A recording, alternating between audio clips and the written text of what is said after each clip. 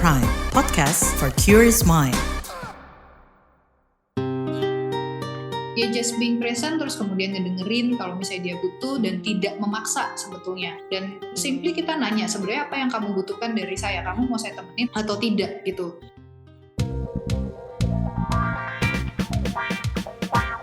Disko, diskusi psikologi.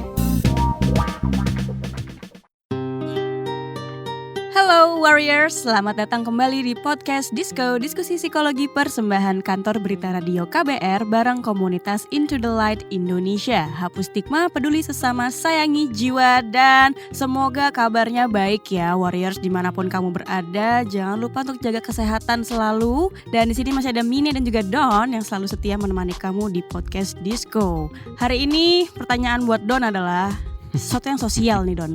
Iya, belum apa-apa, nanya kabar kek. Nggak mau, gue orangnya to the point gitu ya. Oke. Soalnya gue sendiri suka ngerasa tuh gue susah gitu untuk small talk, interaksi sosial. Tapi small talk. iya, kayak nggak bisa nanya Iya, kabar. iya, Cuaca iya, hari ini cerah ya, nggak bisa.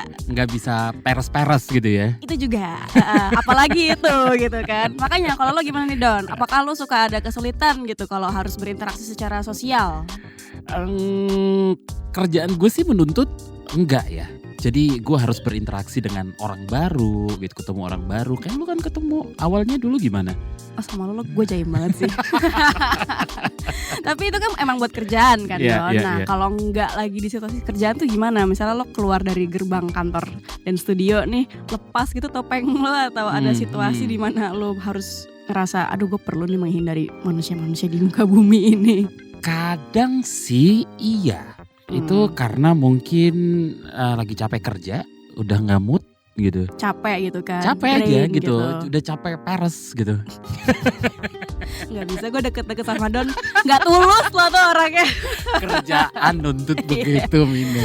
Iya, tapi tuh belakangan akhirnya gue banyak baca juga dan gue nemu sesuatu yang namanya tuh avoidant personality disorder. Ya disorder kan gangguan ya.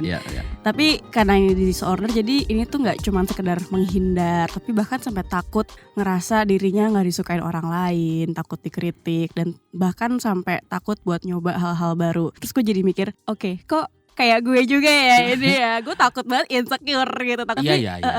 Gue nangkap, tapi sayang sih sebenarnya Mina. Itu kan berarti lu menutup sama hal-hal yang akan baik yang datang ke lu gitu loh. Ya kan gak semua yang negatif ya, positif pasti ada gitu yang datang. Benar. Iya kan? Lu gak takut ketutup auranya? Bisa baca pikiran gue. Iya. Udah bisa baca pikiran sekarang kita ya. Setelah beratus-ratus episode ya. Iya. Nggak, tapi daripada kita sok-sokan ya self diagnose, hahaha hihi dan segala macam. Atau buka aura di sini ya. Iya, kayaknya emang mending kita kulik aja sekalian. Siapa teman kita kali deh? Teman kita yang akan kita ajak ngobrol tanpa peres ya. Iya benar. Hari ini ada Kak Jane Elpitra, MPC psikolog selaku psikolog klinis dan juga dosen prodi psikologi Universitas Pembangunan Jaya. Hai Kak Jen, apa kabar? Hai Kak Jen. Halo Kak Mine sama Kak Don, kabar baik. Gimana, kita peres gak dari tadi? Enggak dong. Minta evaluasi gitu. Kak Jen langsung kita tanya ya Kak. Avoidant personality disorder. Ini sebenarnya apa sih Kak? Apakah emang tadi kayak Don dan aku yang rasakan gitu ya? Sesimpel ya menghindari dari orang lain aja gitu. Oke, kalau tadi pertanyaannya adalah avoidant personality disorder gitu ya. Jadi kami sempat bilang ya namanya disorder gangguan gitu. Jadi memang akan berbeda ketika kita merasakan kayaknya kok agak-agak insecure kalau dinilai orang lain gitu. Nah jadi secara spesifik sebetulnya dia itu termasuk ke dalam gangguan klinis gitu ya, yang ada di bawah payung gangguan kepribadian. Nah kalau kita ngomongin gangguan di psikologi klinis itu gangguan itu kan banyak banget ya, mulai dari gangguan kecemasan gitu ya, ada gangguan mood dan lain sebagainya macamnya, termasuk salah satunya itu adalah gangguan kepribadian. Nah, kalau kita mau ngomongin gangguan kepribadian tuh apa sih gitu ya? Sebelum jauh ke situ gitu, kita perlu paham dulu yang namanya kepribadian. Jadi kalau secara psikologi, kepribadian itu bisa diartikan sebagai serangkaian sifat, ciri ataupun karakteristik yang unik yang ada pada individu gitu ya. Dan ini bisa mempengaruhi bagaimana si individu ini untuk berpikir, merasakan sampai bertingkah laku. Nah, kalau ada gangguan kepribadian artinya adalah bahwa ada pola atau pikiran yang terganggu gitu, yang berbeda dari orang pada umumnya atau orang pada normal di kurva normal ataupun secara kebudayaannya dan sampai menyebabkan ketidakberfungsian dalam kehidupan sehari-harinya gitu ya. Dan ini menimbulkan bisa dibilang menimbulkan penderitaan kali ya dan cenderung bertahan lama gitu. Nah, terus kalau si avoidant personality disorder ini gitu ya, itu kita baginya ke dalam klaster-klaster. Jadi kalau tadi ada gangguan kepribadian, kemudian dipecah lagi tuh Kak Don sama kami nih. Jadi ada klaster A, klaster B, sampai ada klaster C. Dibedainnya berdasarkan apa ya tadi? Berdasarkan pola pikir, tingkah laku, dan bagaimana merasakan. Kalau si avoidant dia masuk ke dalam klaster C atau seringkali disebut sebagai gangguan-gangguan yang salah satu ciri utamanya adalah dia severe anxiety sama ketakutan. Jadi ya gitu, secara spesifik dia tuh sangat ketakutan yang berlebihan ya. Jadi bukan cuma sekedar kayak kita takut dinilai, aduh kayaknya ragu-ragu nih mau maju ke depan untuk presentasi atau misalnya mau ketemu orang baru kita takut dinilai, enggak, lebih dari sekedar itu. Jadi severe. Dia severe anxiety sama ketakutan yang sangat berlebih di luar batas wajar sampai mengganggu kehidupan sehari-harinya.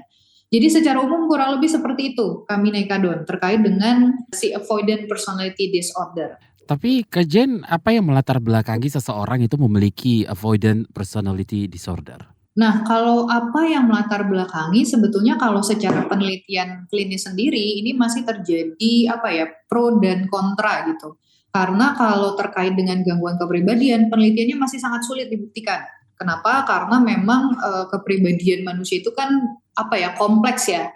Dan untuk diukurnya itu menjadi tricky lah gitu, menjadi tantangan tersendiri. Sehingga ada beberapa ahli yang berpendapat bahwa memang lingkungan yang berpengaruh terhadap kondisi si avoidant personality disorder-nya ini, tapi ada juga beberapa ahli yang bilang bahwa ada faktor genetik yang diturunkan antara dari generasi ke generasi, dan ada juga yang bilang bahwa sebetulnya kombinasi antara keduanya.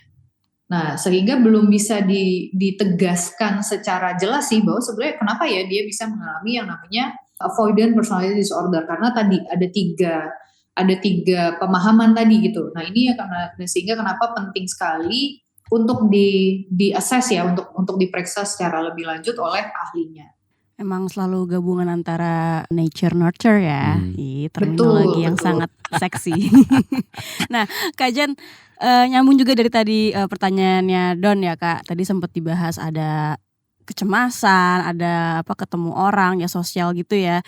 Tapi bedanya apa sih Kak sama ansos gitu? Kayak kita kan suka bilang, ih kok dia gak mau gaul sama kita sih. Ansos banget sih lu. Ansos banget. Beda gak sih Kak avoidant sama ansos itu? Oh, kalau misalnya yang dipahami oleh kami Kak Don soal ansos tuh apa tuh? Ansos tuh apa sih? Ansos kalau gue nih Kak Jen ya. Kepanjangan ansos. Antisosial aja. Antisosial. Nggak mau temenan sama orang. Nggak mau temenan. Kalau gue, sih lebih milih-milih teman. Milih-milih teman. Itu eksklusif. Itu loh.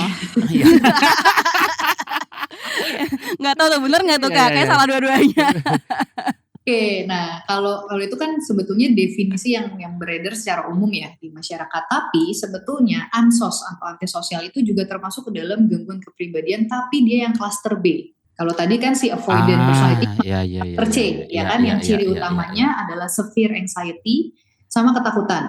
Nah, kalau klaster B itu ciri utamanya itu adalah dramatik dan perilaku yang istilahnya eratik. Artinya eratik tuh kayak impulsif lah gitu. Tiba-tiba muncul, tiba-tiba hilang gitu. Jadi dramatik dan eratik. Nah, si antisosial itu termasuk ke dalam klaster B. Tapi pemahaman yang saat ini ada di umum terkait dengan antisosial gitu, dia menghindari situasi sosial itu sebetulnya salah. Jadi antisosial yang kalau misalnya dalam psikologi klinis itu sebetulnya adalah kalau dulu kita mengenalnya dengan istilah psikopati. Nah, ini adalah si antisosial yang dimaksud. Jadi dia itu cenderung mengabaikan dan melanggar hak-hak orang lain gitu ya. Pokoknya dia nggak mau tahu tuh hukum dilanggar, semua dilanggar, aturan dilanggar, dia nggak peduli. Terus dia juga punya kemampuan sosialisasi tapi sangat minim gitu. Jadi kayak ciri-ciri kayak Kak Don sama kami ini nonton film-film psikopati gitu ya, psikopat. Nah, kurang lebih seperti itu adalah si antisos. Jadi sebenarnya agak beda ya antara antisos dengan si avoidant personality disorder ini gitu. Ini gimana cara bedanya kalau ya emang kita lagi malas aja ketemu orang lain karena kasusnya gue lagi capek aja kerja gitu. Tapi memang ciri utama dari masing-masing itu akan cukup berbeda sih. Kayak misalnya kalau di cluster A itu bagaimana ketika kita ketemu sama orang ini punya atau menunjukkan pemikiran-pemikiran tuh yang aneh dan juga cenderung kok eksentrik ya behaviornya gitu ya. Nah cuman gimana cara kita ngebedain sama seniman misalnya atau misalnya orang yang memang punya kekuatan eksentrik aja gitu kan ya. Betulnya adalah ketika misalnya perilaku tadi balik lagi ke definisinya gangguan gitu ya. Bahwa bagaimana dia berperilaku, merasakan ataupun berpikir itu benar-benar sudah menghambat kehidupan sehari-harinya bahkan kehidupan sosialnya. Cenderung bertahan lama gitu ya dan bahkan menimbulkan penderitaan bagi si individu tersebut. Nah, ketika kita ketemu sama orang-orang kok kayaknya bukan agak lagi ya, tapi mungkin suffering ketika dia harus berinteraksi secara daily basisnya gitu. Nah, mungkin kita sudah perlu istilahnya waspada nih. Maksudnya apakah memang kita menyarankan mereka, coba deh cek kira-kira kamu ada diagnosis tertentu nggak sih yang memang bisa menghambat keseharian kamu seperti ini gitu. Atau jangan-jangan atau ada hal-hal lain yang memang saat ini kamu rasakan nih gitu. Jadi memang ada hal-hal tersendirinya sih. Dan kita sebagai masyarakat awam gitu ya, maksudnya sebagai teman gitu ya, yang memang tidak bisa juga kemudian mendiagnosis gitu kan, karena diagnosis itu perlu istilahnya kompleksitas ketika kita memberikan penilaian gitu ya, ini benar nggak nih tegak diagnosanya, karena kami saja para praktisi gitu ya, baik psikolog maupun psikiater itu harus berpatokan pada kitabnya gitu. Ada buku, kalau kita nyebutnya sih DSM ya, Diagnostic Statistical Manual. Jadi itu untuk menentukan simptom-simptomnya sebetulnya muncul nggak di satu gangguan, dan betul tidak bahwa si disorder ini yang kemudian akhirnya kita berikan ke si individu. Nah, belum lagi ketika kita berbicara mengenai kompleksitas ya, Kamine dan Kadon, biasanya satu gangguan itu bisa muncul berbarengan dengan gangguan lainnya gitu. Dan itu bahasa kerennya sih, itu biasanya kita sebutnya sebagai comorbid. Jadi munculnya tuh barengan. Kayak misalnya tadi contohnya si avoidant personality disorder. Nah, kalau tadi kan cirinya cemas dan ketakutan berlebih. Dia itu seringkali muncul berbarengan dengan gangguan kecemasan. Kayak misalnya kecemasan sosial. Nah, ini yang cirinya juga sebetulnya 11-12, mirip-mirip.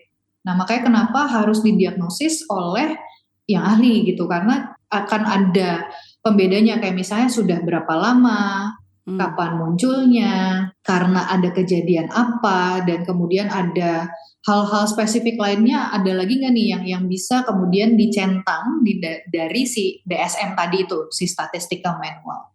Jadi kurang lebih gitu. Jadi memang sangat kompleks sih. Kita nggak secara kasat mata mungkin nggak bisa langsung nih kayaknya avoidant personality disorder nih, nih kayaknya ansos nih, nih kayaknya misalnya bipolar gitu. Enggak semudah itu sebetulnya, tapi mungkin ada ciri khusus yang tadi aku sudah sempat sebutkan gitu ya.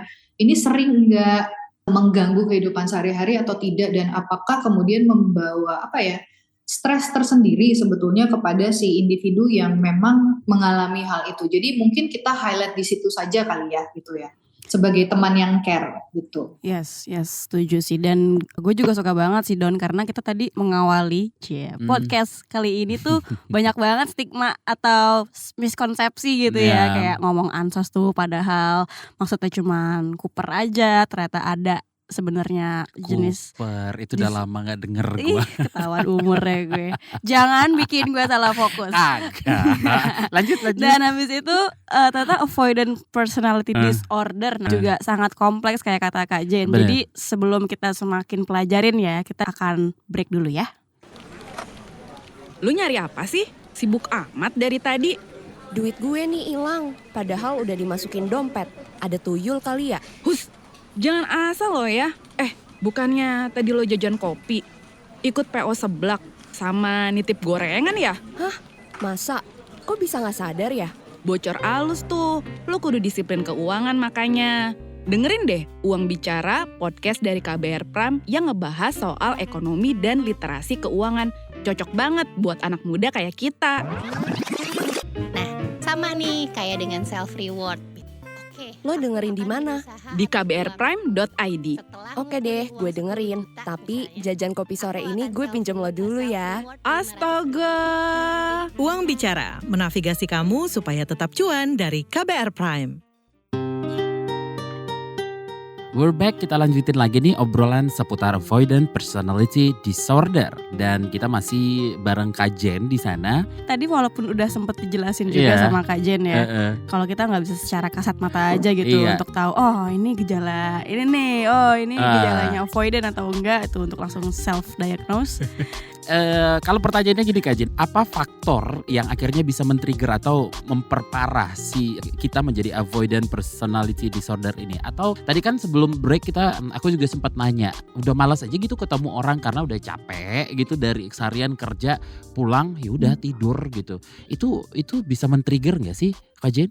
Kalau misalnya kita berbicara dari faktor lingkungan gitu ya Kak Don ya, sebetulnya bisa saja, dan pengalaman-pengalaman masa kecil ini bisa juga men-trigger terbentuknya si avoidant personality disorder ini. Kayak misalnya apakah secara genetik sebetulnya dia sudah anaknya tuh shy gitu ya, pemalu gitu. Shy cat. Shy cat, pemalu gitu ya. Nah, ketika kita kecil itu kan memang secara sosial kita sudah ada tuntutan-tuntutan sosial ya, baik dari lingkungan maupun dari orang tua gitu ya. Betul. Nah, pengalaman-pengalaman ini yang kemudian bisa mendorong istilahnya yang muncul si avoidant itu. Jadi kalau si avoidant itu kan dia oversensitif dan gampang banget ngerasa tersakiti dengan kritik-kritik atau misalnya disapproval dari orang lain. Jadi misalnya mungkin kalau misalnya dalam konteks situasi sosial gitu ya, gitu aja kok nggak bisa sih. Nah mungkin sebagian dari kita menganggap itu ya udahlah gitu ya. Nah cuman untuk mereka-mereka yang punya avoidant personality disorder ini, dia tuh oversensitif. Dia bisa mikirin berkali-kali lipat dibanding kita pada umumnya gitu ya, terkait dengan si kritik sama disapproval. Dan ini kan ketika anak-anak kemudian muncul berkembang ke masa remaja gitu ya. Kritik dan disapproval ini kan berperan penting untuk kita membentuk jati diri kita, dan kita tuh belong ke kelompok yang mana ya gitu. Nah, ini memang akhirnya bisa men-trigger ya ke arah sana gitu sih. Tapi kalau emang lagi nggak pengen ketemu orang bukan men-trigger ya Kak Jen ya? Gak sesederhana itu sebetulnya. Kan kita ada kondisi-kondisi di mana mood kita juga lagi low ya. Lagi ya udah sih emang lagi kepengen sendiri aja, nggak kepengen ketemu sama orang lain gitu. Nah itu akan berbeda sih sama si avoidant personality disorder ini. Sebetulnya mereka yang punya avoidant personality disorder itu punya keinginan untuk bersosialisasi sebetulnya. Mereka punya keinginan, tapi justru kritiknya ketika ketemu orang itu yang mereka takut. Jadi akhirnya mereka cenderung kayak menarik diri. Jadi bukan berarti mereka nggak mau ketemu karena lagi malas, tapi mereka kepengen, tapi karena takut dikritik, takut ada disapproval dari orang lain, kemudian cemas banget nantinya ketika ketemu nanti dinilainya kayak gimana ya. Nah itu yang akhirnya membuat mereka narik diri mereka gitu. Oke, Kak Jen, tapi dengar penjelasan tadi tuh aku juga jadi sempet ingat teman-teman aku misalnya di lingkungan perfilman gitu ya, kita kan sering ya mungkin main bareng dan segala macam. Terus banyak yang suka udah hilang-hilangan, tapi sebenarnya tuh kayak pengen deh, tapi kok takut gitu ya. Aku sih cukup yakin mereka tidak bisa serta-merta dibilang mereka punya avoidant personality disorder ya, tapi pasti mereka real gitu ngerasa kalau aduh sebenarnya tuh pengen ikutan sosialisasi juga, cuman aku takut dinilai, takut dikritik, takut nggak takut nggak diterima, takut nggak bisa connect. Dan aku rasa tuh juga orang-orang yang ya kadang gue pun ngalamin tuh juga nggak sih Don, lo juga mungkin pernah. Itu lebih ke minder nggak sih? Nah jadi sebenarnya yang pengen gue tanyain tuh, apakah avoidant personality disorder ini merupakan sebuah spektrum yang mana kalau udah disorder berarti emang udah ya parah, tinggi gitu ya spektrumnya, atau kalau yang masih di spektrum rendahnya itu tuh sebenarnya semua orang bisa ngalamin kayak gitu nggak sih Kak Jen? Sebenarnya namanya kalau kita ngomongin spektrum gitu ya Kak Mine ya, yang namanya kesehatan mental itu adalah spektrum. Jadi ketika kondisi, dan itu bisa apa ya, saya kalau saya sih ngejelasin biasanya bisa maju mundur, namanya juga spektrum gitu kan istilahnya. Nah kalau tadi kayak bedanya sama minder sama misalnya takut ya, kadang-kadang kita memang juga sebagai manusia gitu ya, ada rasa-rasa takut dikritik lah ya, takut salah gitu kan ya.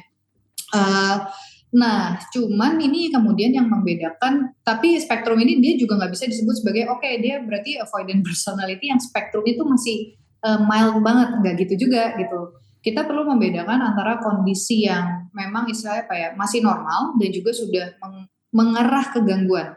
Kayak tadi kuncinya sebetulnya adalah oke, mungkin ada momen-momen tertentu ketika dia harus ke komunitasnya atau misalnya dia ngelihat orang lain yang lebih sukses dibanding dia mulai tuh merasa minder dan kemudian membandingkan dirinya dengan orang lain. Dan itu sebetulnya dalam konteks sosial menjadi sesuatu yang bisa dibilang wajar gitu, karena sebagai makhluk sosial kita akan melakukan yang namanya social comparison.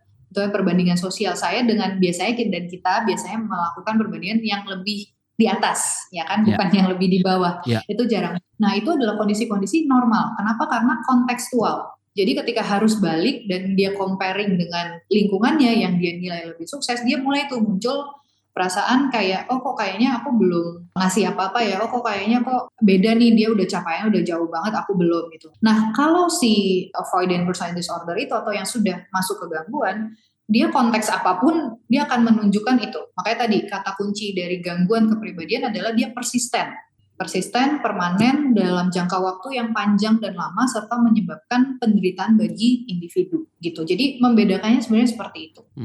Kontekstualnya. Lu cuman minder, Mina. Oke, baik, terima kasih. Makasih cumannya. Loh, itu kan wajar ya Kak Jen ya, minder ya. Wajar, sebenarnya wajar sih. Iya. Nah, gimana Kak Jen kalau gitu sebagai orang-orang yang terdekat nih, apabila kita punya teman atau mungkin kerabat yang kita sudah pasti tahu dia sudah mendapatkan diagnosa dari profesional gitu ya, bukan kita yang ngediagnosis gara-gara denger podcast ini. Jangan sampai kita tahu mereka punya avoidant personality disorder itu. Apa yang bisa kita lakuin nih? Tadi kan Kak Jen sempat mention juga ya kalau kita coba peduli gitu sebagai orang terdekat. Apa sih yang bisa kita lakukan sebagai bentuk kepedulian kita? Sebenarnya kalau misalnya terdiagnosa dengan avoidant sebagai teman dekat, ya kita perlu paham dulu sih itu apaan gitu ya yang namanya avoidant personality disorder. Terus berikutnya setelah kita paham ya empati gitu. Ya udah berarti dia bukan cuma sekedar nggak mau ketemu, dia bukan cuma sekedar lagi males aja, tapi memang dia sudah mengalami gangguan. Dan ini kita juga nggak bisa maksain mendorong gitu ya, mendukungnya bukan akhirnya ngedorong ya udah ikut komunitas ini aja coba, ya udah ikut itu. Kadang-kadang kan kita sebagai teman gitu ya niatnya bagus gitu niatnya, tapi ternyata kebablasan. Nah tapi ya being present aja deh gitu, maksudnya ada di situ.